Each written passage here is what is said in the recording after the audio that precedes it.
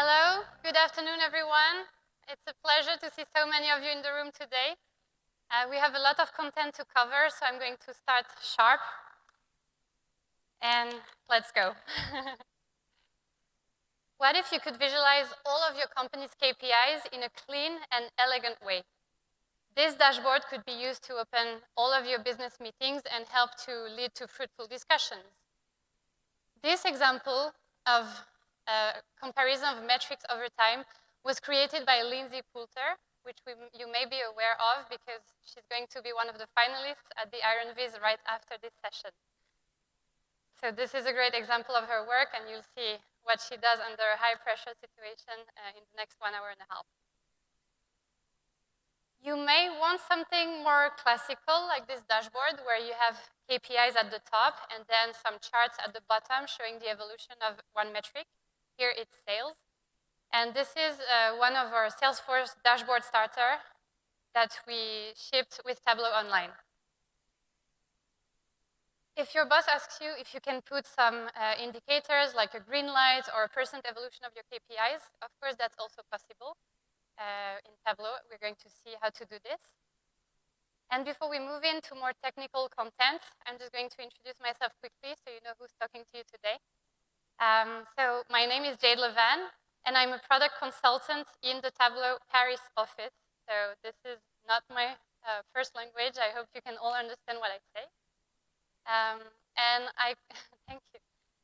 And I come from the Tableau Public family. I started at Tableau in Tableau Public on the Tableau Public team.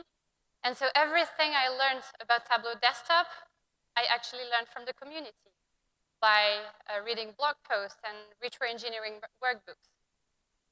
During my time with Tableau Public, I was building all sorts of fun dashboards like this one on candidate cities to the Olympic Games, or this one, which is a reproduction of the Economist Big Mac Index,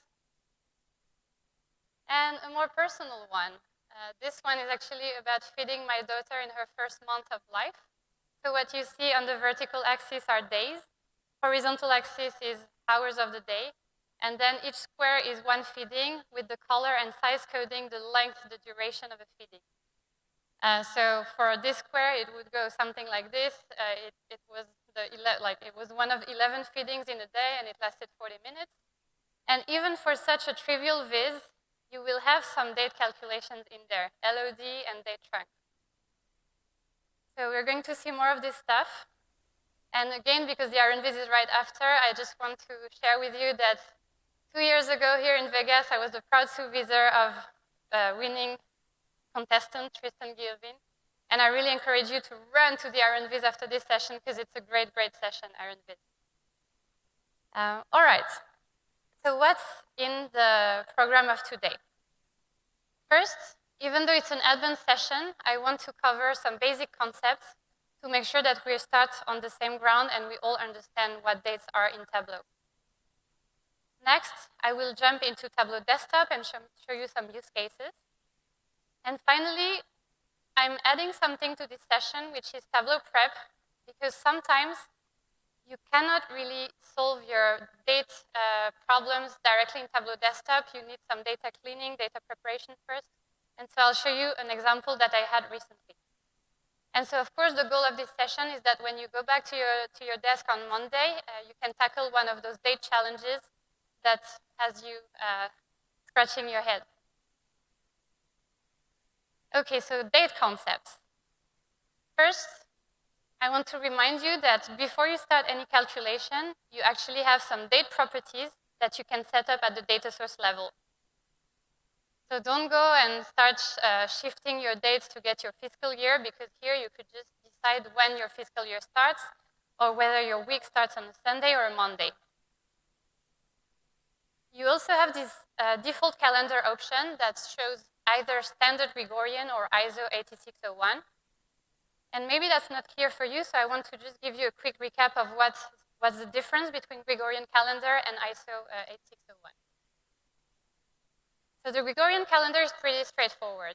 The first week of the year is going to be the first week that includes January the 1st, and it doesn't matter if it only has one day. So if January the 1st is on a Saturday, then the week 1 of the year will have one day, and that's not a problem in the Gregorian calendar. The ISO calendar tries to fix this problem to make the first week of the year comparable across years. And so it has conditions as to how to define the first week of the year. The two conditions are that the first week of the year has to have at least 4 days in January. And the second condition is that it has to start on a Monday. The consequence of this is that sometime the first week of the year will include some December days to get the full date, the full week starting on a Monday. That's the case in January 2020. And sometimes the first week of the year will actually be the second week of the Gregorian calendar because the first week of January doesn't have enough days in January. So this is a standard that's used mostly in Europe and like outside the US, I would say, but if your organization is international, maybe you need this. And this is quite recent in Tableau, the possibility to move to a ISO 8601 calendar shipped in 2019.3. So next we're going to talk about date parts. Date parts are basically the blue pills that appear when you bring a date onto your canvas. And some people call them discrete dates, but what they are really date parts because they're the result of the date part function. And they give you an isolated part of your date. So for year, it will give you 2019. For quarter, it will give you 4, etc., if we look at today. Those are the classic ones that we all know, year, quarter, etc., because that's what happens when you drill on a discrete date field. There are some other date parts that you may not be aware of. Week, weekday are pretty common. But for instance, I wasn't aware of the day of year possibility, which is actually quite useful when you want to calculate a year to date. So this one is just going to give you the day of year, which will be a number between 1 and 365. So super useful. There are also some ISO date parts. So really quick on this, you have the ISO year, ISO quarter, ISO week, ISO weekday, but you don't have an ISO month. Because actually it really depends on the different organizations to set the way they want to count the month. The ISO calendar is week-based, and then you know that we have 13 weeks in each quarter, and we're just going to decide how we want to split those weeks to recreate months. And so some companies will go 4, 4, 5, so first month 4 weeks, second month 4 weeks, third month 5 weeks. Some others will go 4, 5, 4, others will go 5, 4, 4. And this is a calculation that I'm not going to cover because I wasn't sure how many of you would be concerned with the ISO thing. But if you are interested, you can come to me at the end of this session and I can tell you how to do this. Next thing to understand are date values. So date values are the green pills that you bring onto your canvas. And those are actually the result of a date trunk function. So the date trunk is a rounding operation that will give you always a full date. If I date trunk at the second, nothing happens. But if I date trunk at the minute, I get rid of the seconds. At the hour, I get rid of the minutes, etc. You get it. Then week will give you the first day of the week. Month, first day of the month. Date trunk quarter will give you the first day of the quarter. And this will give you the first day of the year. So you will see in one of these examples that this can be actually very useful. So those were the conceptual aspects. And I have a quick quiz for you before we move into the real desktop practice. I'm going to show you some statements that include a date aspect. And I want you to give me your palm like this, open hand, if it's a date part. And I want you to give me your fist if it's a date value. Fist because it looks like the truncation, like you replace some of the values with a 0. Okay, so part, palm, value is the fist. In Paris, June is the most romantic month. Part. Cool, I see only full palms, that's part, easy. Second one, 2016 became Earth's hottest year on record. Okay. It's a mix. I see a mix. Like people do this. I would say value-ish, but I agree. I totally agree with everyone who said part. I would say value-ish on the ground that if I had said July 2019 was the hottest month on record, then it would have been a date value. But for year, it's always tricky. I joined Tableau on October 23rd, 2015, the last day of Tableau Conference 2015. Value, correct, all fists. And my birthday is on January 28th. Yeah, I see a mix. It's actually it's date parts. It's 2 date parts, the month and the day. I'm not giving you any year, so it cannot be a date value here. All right. So after this quick warm-up, let's move into Tableau Desktop for some use cases. Today we're going to look at the Superstore. Sorry, I don't know what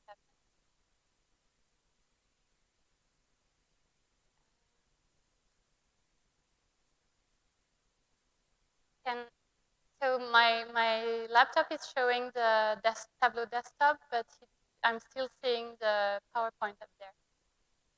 Is there a way someone can help?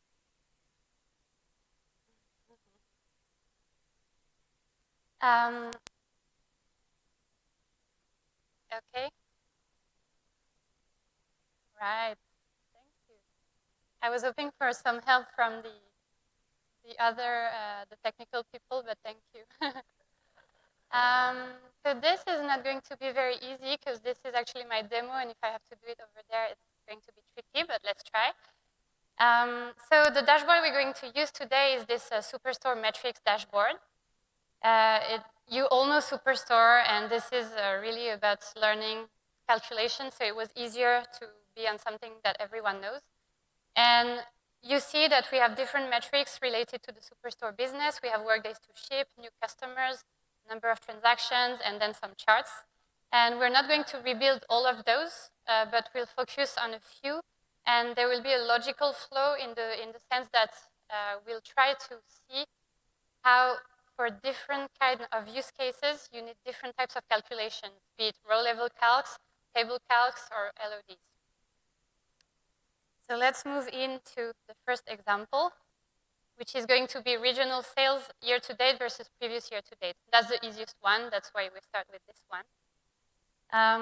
And so to create this kind of calculation, we will need to understand certain aspects of Tableau. So the first one is that you can use equations to define some conditions.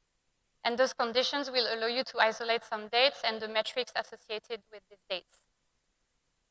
So there are 2 ways to isolate the year-to-date. One will be to truncate the dates of today. Like here, we're going to compare the date of today with the order date to see how they relate to each other. And so if I do a comparison between date trunc order date and date trunc today, then I'll be able to take the year up to today. That's the first way to do it. The second way to do it is to actually separate the day of year, which is going to be between 1 and 365, and the year. And this will allow us to reuse this calculation in different contexts. So the first one can only be used to calculate year-to-date because it includes the year. The date trunc includes the year. While the second one allows you to play with the year, and so you can look at previous year-to-date and 2 years ago, etc. And how do you look at 2 years ago or 1 year ago? This is by doing some date arithmetic. So in Tableau, you can increment or decrement dates.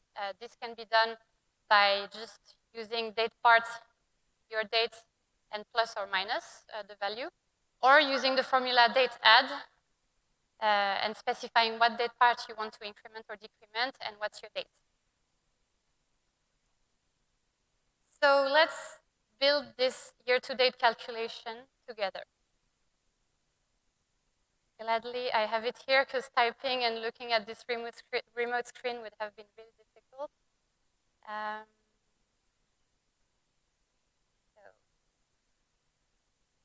that's going to be challenging, but I hope you can bear with me. Okay, so year-to-date, we're going to use, like I said, this 2 parts condition, where in the first part we compare the day of year of the order date with the day of year today. And the second aspect will be the year. So we make sure that the year of my order date is the same year as today. And if this is the case, if those two conditions are met, then I want to have my sales. Notice that I just put sales. I don't say sum of sales. And this is because we are looking at a row level calculation. What I'm doing here is I'm going to check every row of my table. And if the conditions are met, then I will show the sales value for that row. And otherwise, I will show nothing. So let's bring my calculation onto the canvas. I replace this one. And you see that it works. Then it gets summed up, and I do get the sales year to date. Now we want to see the previous year to date, and I will just duplicate this calculation. And as I told you, I prefer this one compared to the date rank one because then I can just do year order date equals year to date minus 1. And I get the year to date of 2018. Sorry, I see some of you taking pictures. I'm sorry if I move too fast, but don't worry, you will have both the video and the workbook afterhand. So no worries about that. And so I've got my year-to-date previews. I'm going to put it into details. And then to show, we were looking at a bullet chart, so to show the targets, like what we're comparing against, I'm going to go analysis, reference line, and I'm going to choose previous year to date as the value for my reference line. And here we are with the bullet chart. Easy, we're starting easy, don't worry. Next thing is that I will want to calculate the % evolution year to date versus previous year to date. So this is also easy, and I think I have it. I'll create it. I don't see it here. So I'm going to create this % evolution calculation. It's going to be the last value compared to the previous value. So I can just drag them from the canvas. So sum year to date is my last value. It's going to be minus the previous value, which is here. And then I can just divide by the previous value. And here we are. To bring it as a KPI on my view, I'm going to show you a quick trick. I will stop over in the marks area because this is a continuous measure at the moment. I'm going to turn it into a discrete, and then I bring it here. And this way it doesn't mess up by creating a chart that I didn't want to have. Then I can just format this quickly. It's going to be a percentage. This. And we have our nice KPI showing next to the bullet chart. I also told you in the introduction that I will teach you how to create those little icons that tell you if it's going up or down. So let's do that really quick. I'll start from this % evolution calculation, and I will create a new field that I will call plus or minus, just because it's fast. You may want to give it a better name. And it's going to be a simple if calculation to give me if it's superior or equal to 0, then I want to show. And this is the trick. I'm actually going to go to a page that has Unicode characters that you cannot see, obviously.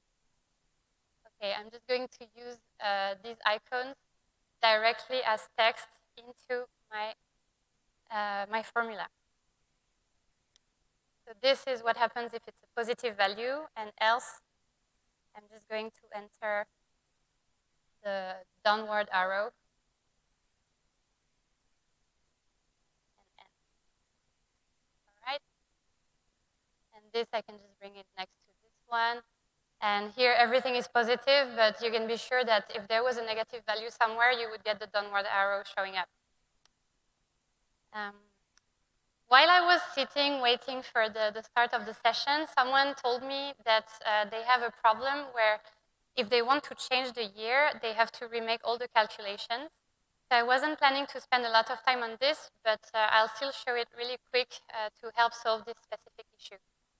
So if you want your chart to be more interactive, because your users might not want to just look at current year to date versus previous year to date, they might want to look at like current year versus 2 years ago, because last year was a bit exceptional and it doesn't make sense to compare it to this year. And so if you want to create this kind of interactivity, you can use some parameters. So here I have 2 parameters on the right, and one is letting me choose the year, the benchmark year. So that's going to be the blue bar. And the other one is letting me choose the offset. So how many years back do I want to look? And the parameters, so the first one is super easy. I'm not going to open it. It's an integer that contains the years that you have in your data set. So for me, 2016, 17, 18, 19. And for the other one, it's letting me choose the offset.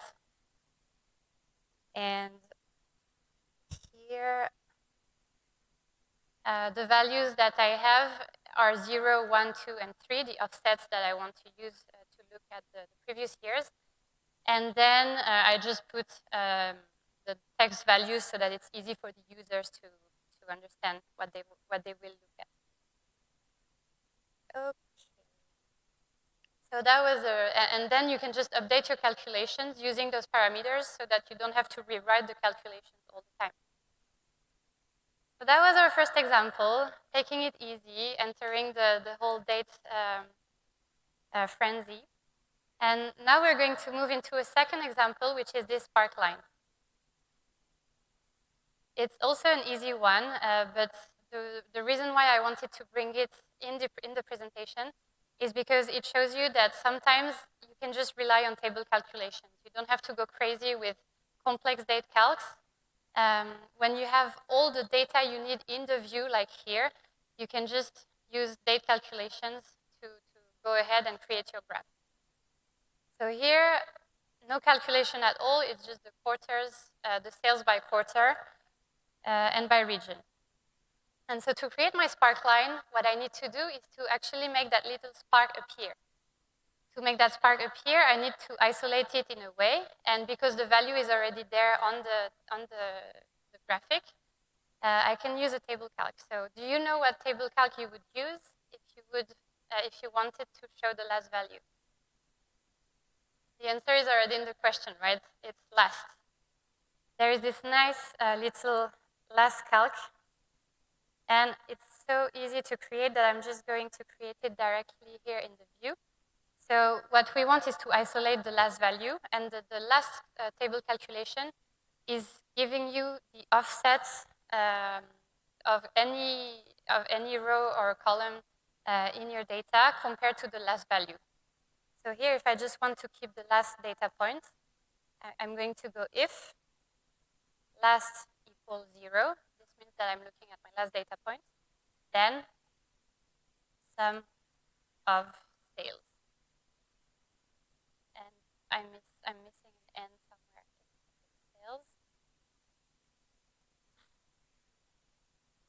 End. And you see that now I have this nice last value here. I'm going to make it slightly bigger for you. Up. Here we are. And if I do a dual axis, then of course it's going to be just one chart. I'll synchronize those axes, make that one disappear. And we are getting close to our spark line. The thing I need to do now is to get the evolution of this last value compared to the previous one, so I can color it and I can also use it as a KPI. So this is also going to be done with a table calculation because I have both this last value and the previous one in the view. So I can just call them using a table calc. And to call values, I'm going to use something that you know, like we have it in Excel. It's a lookup formula. And so I'm going to look up for the last value, look up for the previous one, and do the same calculation that I did in the previous example where I do last minus previous divided by previous. So I actually typed this one before so that I wouldn't get mixed up. But as I told you, it goes like this. So we're going to look up for the last value of sum of sales. So look up sum of sales last. This gives us this little dot. And then we'll go minus lookup sum of sales last minus 1, which gives you the previous quarter. And we divide that by the value for the previous quarter. So the same thing. And now I can bring this onto color. So we get back to our sparkline. And same as previously, I will change that to a discrete, and I will bring it as my KPI here. Okay. So that was the second example. Thank you.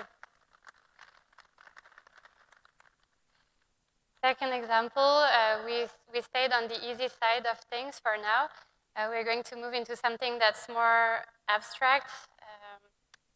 But those two examples were to show you that sometimes you can just use row-level calculations. Some other times you have all you need in the view, so you go table calc. And so now we're going to see how to calculate workdays to ship.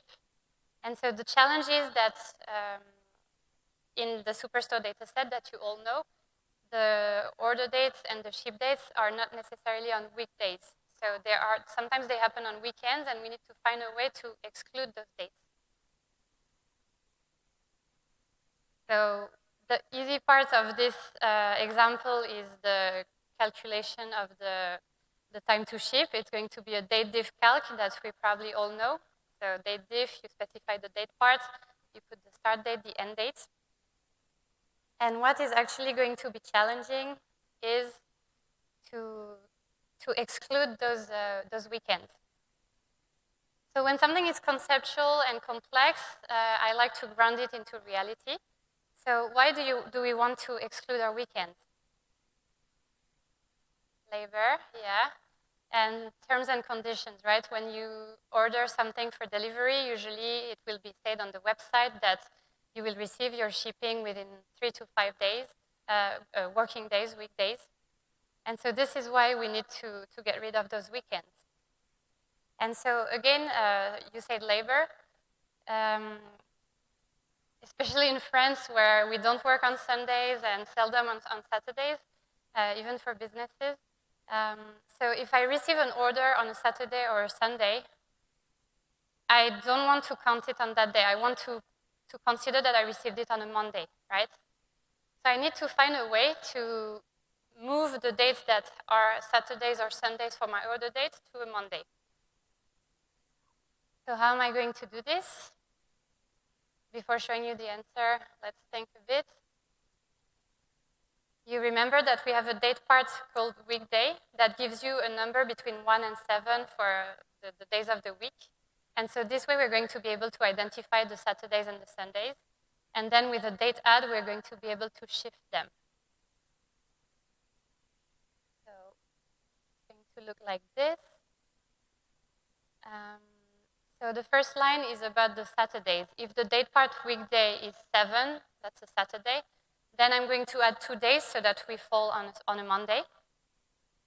Else, if my date part weekday is 1, which means Sunday, we're in American standards, then I'm going to add a day to be Monday.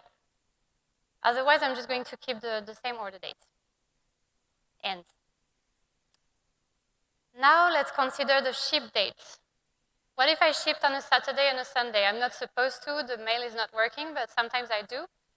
If I shift my date to the Monday, then I'm making those days count against me. So I was giving a favor, I was doing something good for the customer, and if I move to Monday, I'm actually making it hurt my KPI.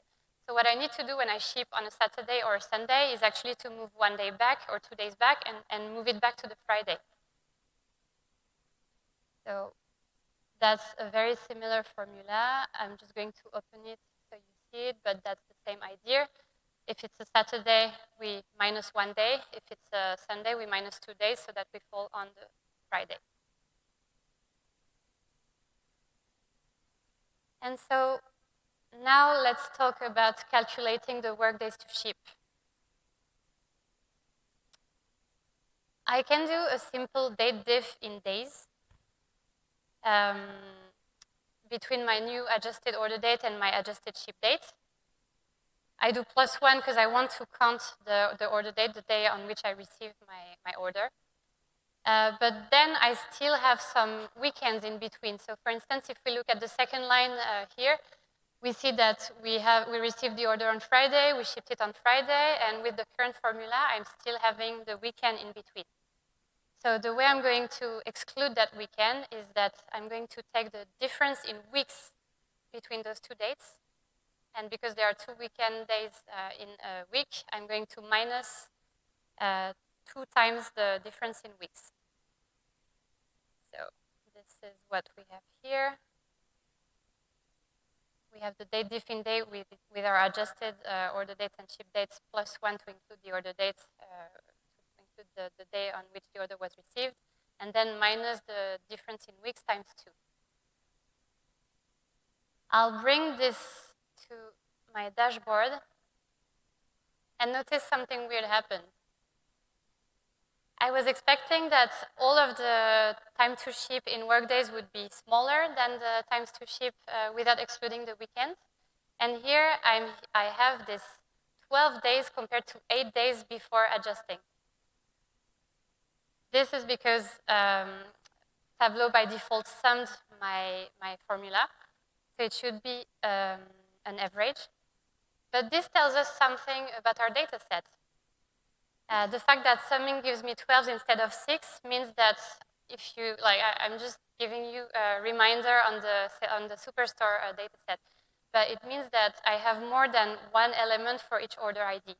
Actually, the data set, the Superstore data set is at the granularity level of the product. So I can have several products in one order, and this is why this happens. This is going to be interesting when we try to calculate our KPI. So now to get back to my KPI, I'm just going to go, I'm just going to add an average line to my workdays. And this average line tells me that it's, wait, I'm going to get rid of the filter. I want to get the overall average time.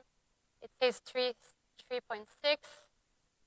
I'm going to make it a bit more precise because I want to show you that the granularity of your data matters. So let's add a bit more decimals.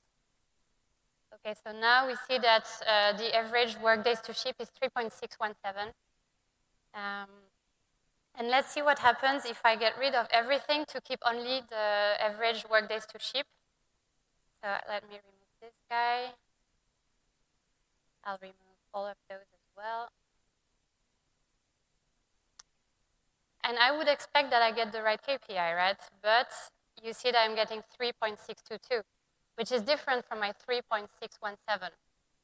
So what is happening here?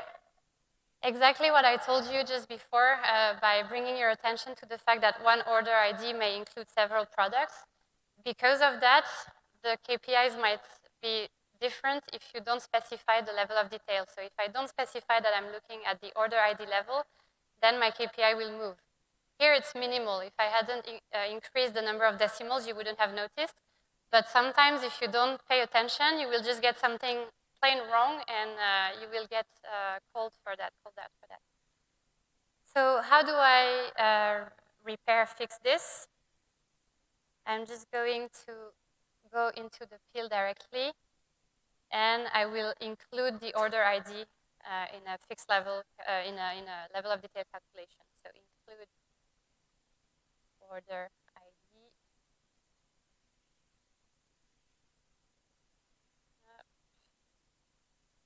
And this should fix it.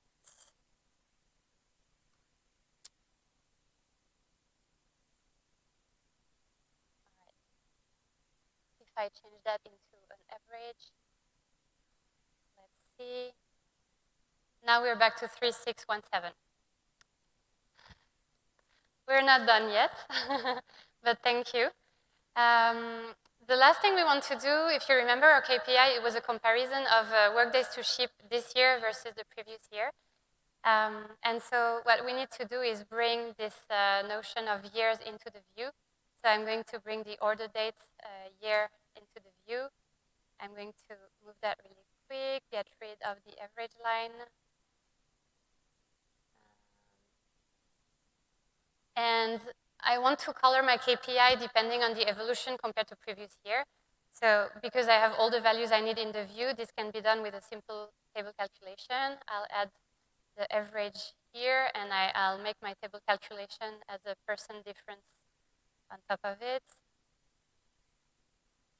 And because an increase in the time to ship is actually a bad thing, I'm going to reverse the color palette. Okay. And now comes another interesting point about order of operations. Because if I try to filter now to have only the KPI for 2019, and I use my order date, see what happens.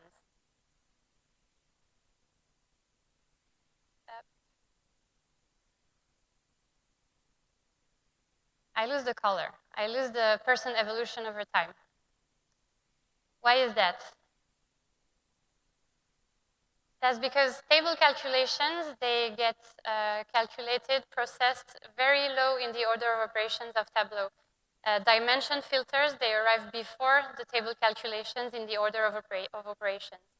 So using a dimension filter is not going to help here. What I need to do is to use the only kind of filter that happens after the table calculations in Tableau.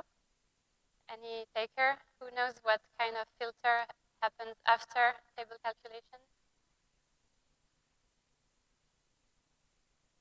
It's table calculations filter. There is actually such a thing as table calculation filters. And here, it's going to be something we saw before.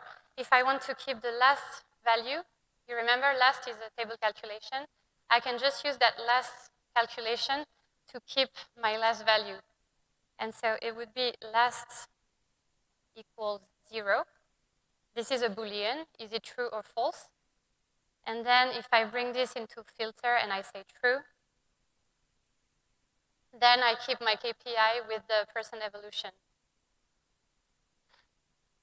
That's a tricky one, and I really encourage you to go to any order of operation session that you can find tomorrow or on Friday, because this is really important to understand in Tableau, and it will help you to understand why some of your stuff breaks from time to time. Okay, so I'm not going to go into shaping it, giving it a triangle shape or anything. The main points that we wanted to see were done before.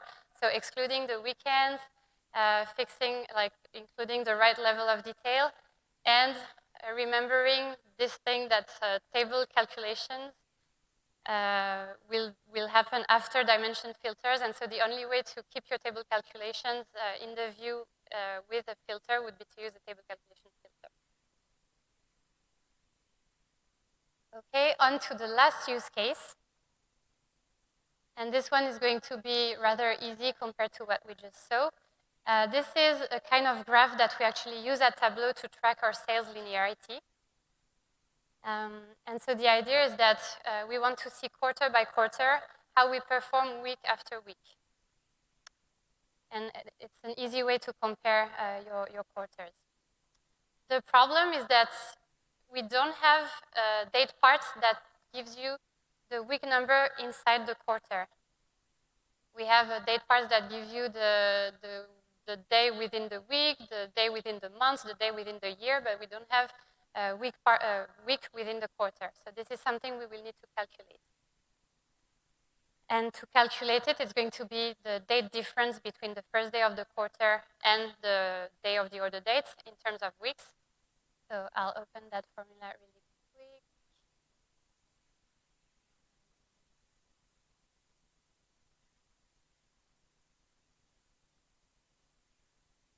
Okay, I don't see it. I'm going to recreate it in front of you.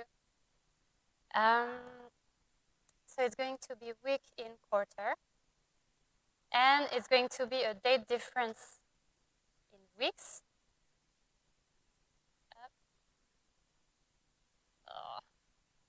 between the first day of the quarter, and this is where it gets fun. I could have calculated the first day of the quarter in a different calculation, but I can also nest it here. And so if you remember the first part when we saw the date values, etc., we saw that to get the first day of the quarter, we can just do a date trunc quarter or the dates. And that's going to give me my first day of the quarter. And then I can just say or the date. And so this whole formula will tell me if we're looking at week 1, week 2, week 3, etc. of the quarter. If I replace this pill with that one,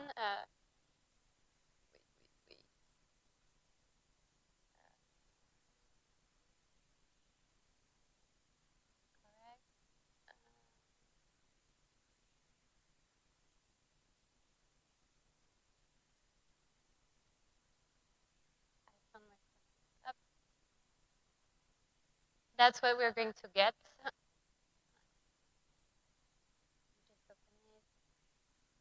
Oh, yeah, there was a plus one. Yeah, sorry, in the one that I tried to retype, that's why I had to retype and I found the previous one. So basically, I finished my nested one and I forgot to add the previous one. Okay, and so this is how you get the weeks, like the quarters split week by week. And here it's not really easy to see what are the important quarters in this view. I can see that the current quarter is the truncated one, the cut line. But I would really like to highlight the current quarter, the previous quarter, and the same quarter last year. So this can be done in a variety of ways, but one way that I find particularly elegant is to use the date diff to look at offsets of your quarters. So if I want to look at the current quarter, I can say date diff between order date and today. And if it's equal to 0, then it's going to be the current quarter. Then if the difference in quarter between today and the order date is 1, then it's going to be the previous quarter. If it's 4, then it's going to be the same quarter last year. And because I still want to see my other quarters, I'm going to call others any other quarter. And this I can drop onto color. And then I have this nice view, which tells me that I'm doing really good on the current quarter compared to both the previous quarter and the same quarter last year. So what we saw in this example was a nested calculation. And before we move on to the prep example, I just wanted to touch a little bit on 2 level of detail calculations, including dates. I'm not going to go into depth in LODs with dates today, because I think this is pretty well covered by e-learning and online help. Yeah, if you've taken any Tableau certification, you must have done at least one cohort analysis, so you know perfectly the first example, which is that you can insert a date in the aggregate expression in your LOD. So cohort is, so what this formula is basically saying is that for each customer ID, I want to get the minimum order date. And you can also use dates in the dimension declaration of your LODs, and that's what I did with my baby feeding bees. So you saw I fixed at the date trunc day level. But yeah, let's close this dashboard, Superstore metrics dashboard. Those were the use cases I wanted to share with you, and I hope you appreciated the progression between the different kind of date calculations and how they work. And now I would like to switch back to my PPT real quick to introduce you to this challenge that made me realize the benefit of Tableau Prep for date calculations. So here's the challenge that I was faced with from an e-commerce customer. They wanted to compare the sales for a selected weekday and time with all the sales for the previous 6 weeks, same day, same hour. Because when you're in e-commerce, you get orders all the time, and if you want to make a significant comparison, it doesn't make sense to just compare to one day. You want to compare to an average to see if, for instance, your marketing campaigns have an impact or not. So what they had in mind was something like this, where they would have their sales and the baseline. And the data they gave me was something like that. It's very simplified, but it was actually 100 plus columns, 150K rows, and that was just 2 months of sales. So I scratched my head, I put all of this into Tableau Desktop. I tried, I was thinking, okay, maybe if I apply a filter on the last 6 weeks, and if I do some sort of LODs to fix the hour and the weekday, and then maybe I can do a table calc on top of this to get the average, but that wouldn't work. Then I also tried to do a self-join, but given the volume of the data, that wouldn't work as either. So I started chatting with my colleagues, and they told me, well, why are you complicating your life by trying to keep the data set as is? You could just do some data prep, and you could get exactly what you want. And what I want here to create the graph that I showed you earlier is just one table that's only around 1,500 rows, because there are 60 days and there are 24 hours in a day. And I just need 3 columns. I need my order date with the hour. I need my baseline for the sales, my 6 weeks baseline. And I need the sales for each day. So I have a few sketches in PowerPoint that are meant to explain to you. I don't necessarily expect you to understand all of this at once. Maybe you'll have to look at it a little bit when you go back to the office. And then we'll also do the flow in Tableau Prep, but let me just try to give you an overview. So what I wanted to do was to link given dates, let's say a Monday, 12 p.m., and its sales, to all the Mondays that happened previous to that one. All the Mondays, 12 p.m. that happened before. To do this, I first aggregated the sales at the hour level, day hour. And then I needed to do a self-join with the properties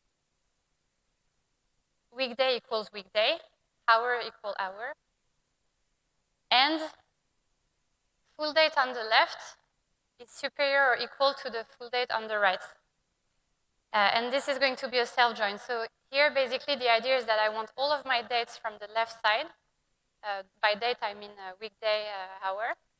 And I want to join them only with the ones that happened previous, because the calculation I want is to have a baseline with the 6 previous weeks. So I don't care about the ones that happened after, and this is why I'm doing an equal join with a superior or equal close. Then I just need to apply a filter that's going to be a date calculation to keep only 6 weeks. And the result will be something like this. On the left side, I will have my dates, like the same date repeated, with the same sales repeated. And on the right side, I will have the previous week's same day, same hour, and the sales for each of those days, hour. And then when I average this, I get the final data set. So let's see how to do this in prep. I've already connected to my data set. And gosh. Let me move that to you. Oh, okay. So I've already connected to my data set, keeping only the order date and the sales. And the first thing I will want to do is to aggregate those at the level of the hour. I'm going to truncate at the level of the hour. So I didn't even know you could do this in prep before having to try this use case. So I'm going to group, and you will see there is an option group by level. And if I go down, there is hour start. So here I'm grouping my dates at the truncated hour level. And then I'm just bringing my sales, I'm just aggregating my sales as a sum. That's the first step. Second step is that if I want to be able to make my join on the hour and the weekday, I will need to create those information. So that's just going to be a quick calc. That's going to be hour, date, part, order date. All right, and I'm going to do the same for the weekday.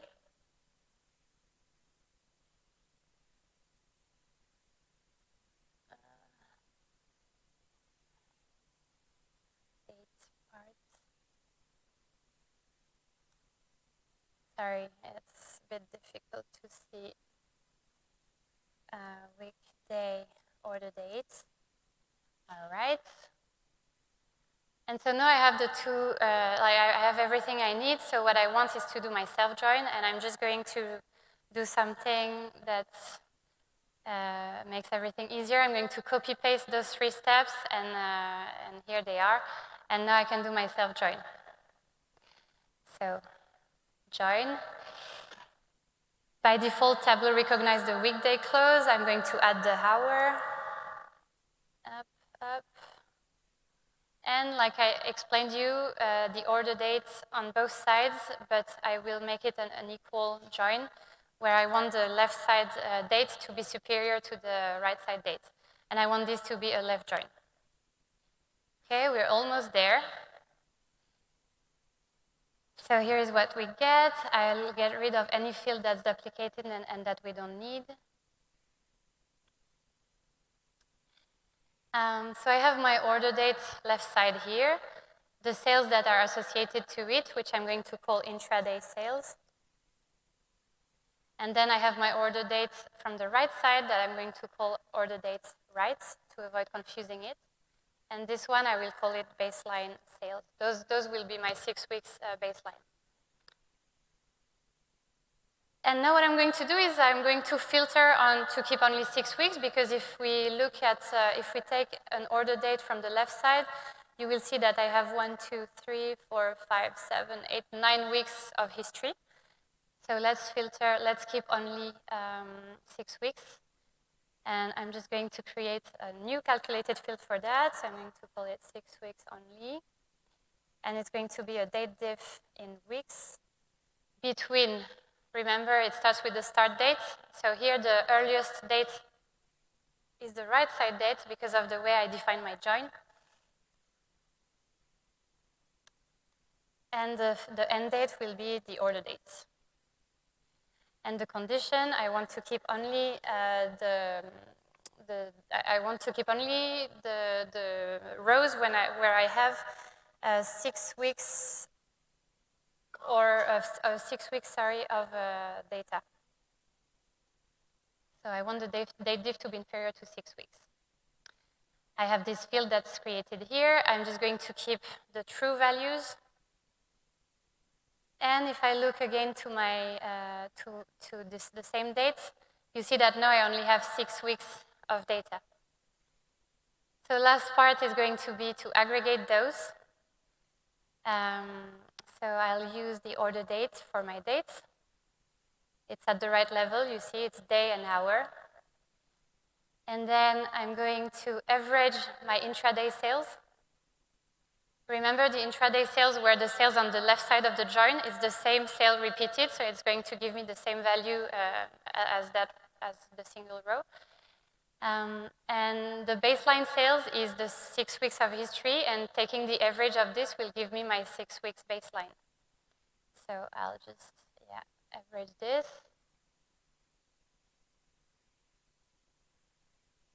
And I get exactly the data set that I needed for this.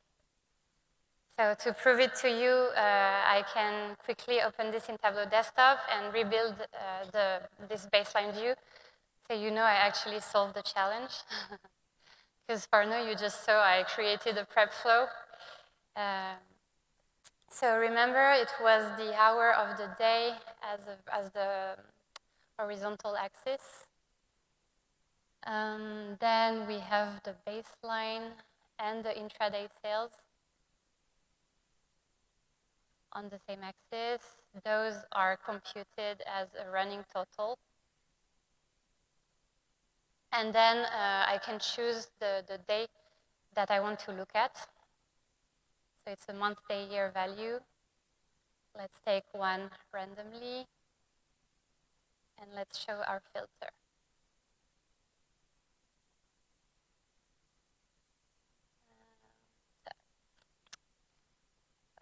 Okay. The intraday, I'm going to make it an area chart so you can see it easily.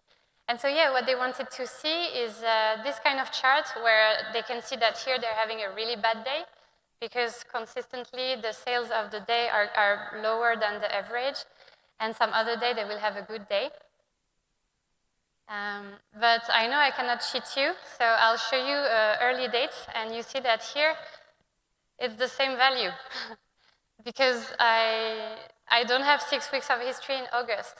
So how do I really complete the challenge to the end? Well, I just need to create another calculation that I'm going to use as a filter to make sure that I have at least 6 weeks of history. And so I'm going to call this 6 weeks of history. And it's going to be a date diff in weeks between the minimum order date, but the minimum order date of the whole data set. So to get the minimum order date of the whole data set, I will have to fix, and this is a trick, when you want to fix at the whole data set level, you don't need to define any fixed element, you just put brackets, and you do min order dates. And then order date. Do I miss a parenthesis somewhere? Probably. I don't like this. Okay. Looks good. Okay. Oh, and I forgot to say that I want this to be at least 6 weeks, so I want the date diff to be superior or equal to 6 weeks. And now this is my condition. It's a Boolean. I can just say yes, but I need to go to a value that actually has 6 weeks of history. Up. Yes. And then I'm going to say keep only the relevant values. And now you see, challenge completely solved. I do have only the ones with 6 weeks of history.